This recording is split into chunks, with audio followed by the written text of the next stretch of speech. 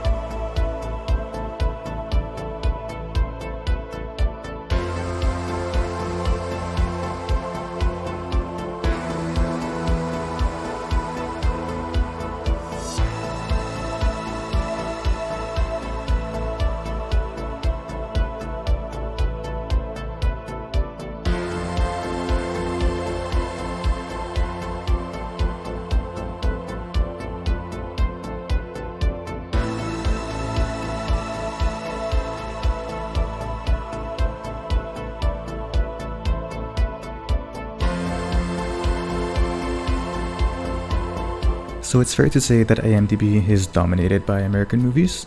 Almost 3/4 of the movies on that list are American, but both lists do agree that America is number 1, with the most movies in the top 250, and both lists agree that Japan is number 2. The more interesting part though is the way the countries are distributed. If we rewind the list back a bit, we can see that Letterboxd has an even spread of countries immediately, while at IMDb, the top of the list is very American, and the other countries join in later. There are two main countries for which IMDb has more movies than Letterboxd. Those are the US and India. India has 6 movies on IMDb, and only 3 on Letterboxd. And the funny thing is that there is no overlap in the Indian movies.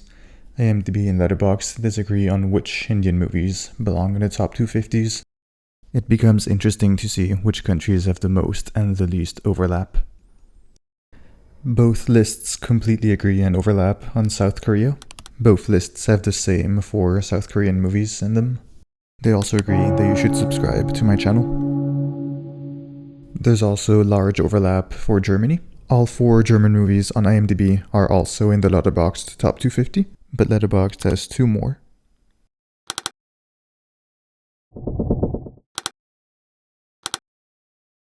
Italy has pretty good overlap too. 6 out of 7 movies on IMDb also show up in Letterboxd, but it has 8 more as well. There are 71 American movies that show up on both lists. However, because of the sheer amount of movies, especially on IMDb, the overlap is only 36%. The global overlap is 29%. Across both lists combined, there are 386 distinct movies, and 114 of them show up on both lists.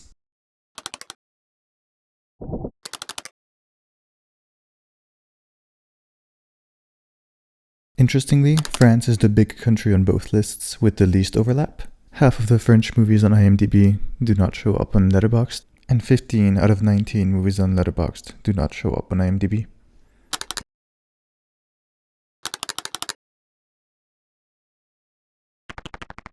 So when it comes to countries, Letterboxd has more variety. But there are some ways in which IMDb has better representation and a better spread than Letterboxd does. Let's look at genres. Like countries, sometimes a movie is a combination of genres, and all of them for some reason have drama attached to it. But the same rule applies. I decide.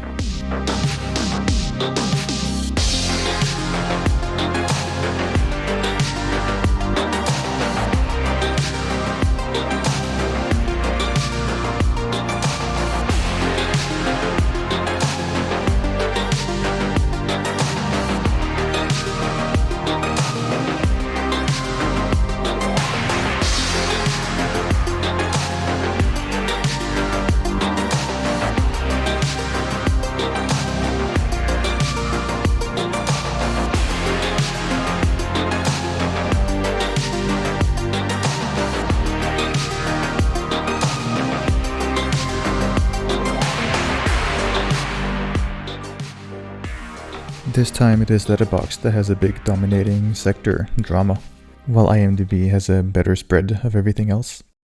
There are only two genres for which Letterboxd has more movies than IMDb, and those are drama and romance, while IMDb has a lot more science fiction and crime and war and action, and especially comedies.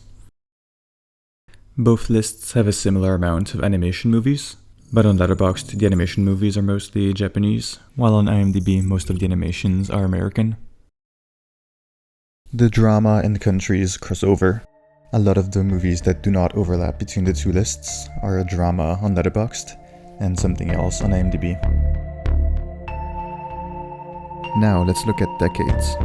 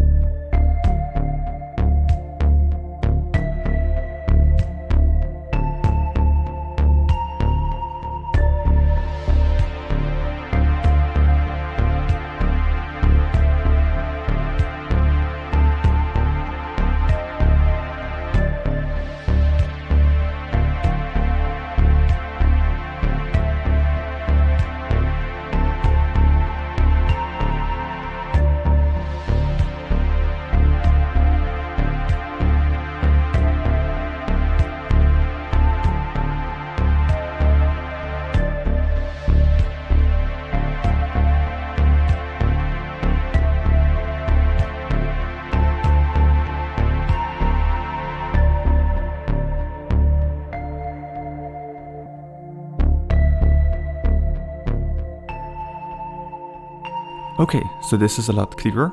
You can see that the spread of the IMDb list is very much dominated by the 1990s, the 2000s, and the 2010s. And you can imagine those being the childhood movies of most of the people who use IMDb. Letterboxd also has a bump in the 1990s and 2000s, but it almost disappears in the 2010s. And they also have another notable bump. It is in the 50s and 60s. If we break it down by countries, it becomes clear why. The 60s are the decade with the highest proportion of international movies. It looks like France, Italy, and Japan popped off in the 60s. That is also the case for IMDb. Even though American movies make up half of the 60s, that is still the lowest proportion on IMDb. Now, let's talk about boys and girls.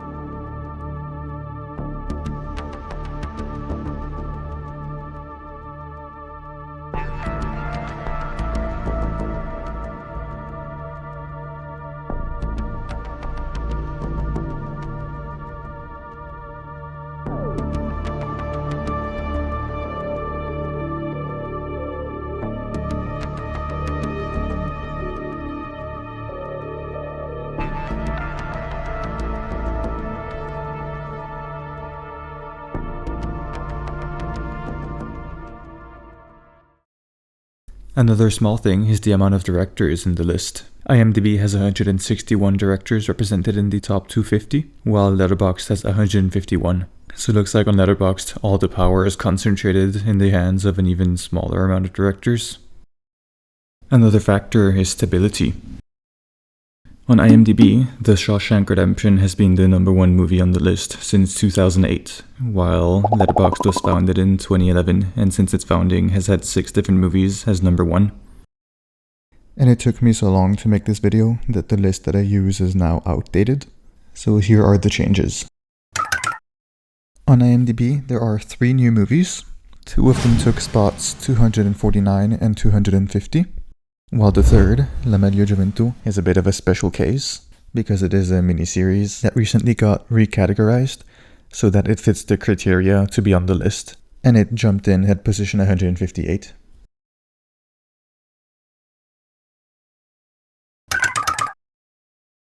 La Meglio Gioventù also jumped in on Letterboxd at position 148, while 4 more movies rise the ranks.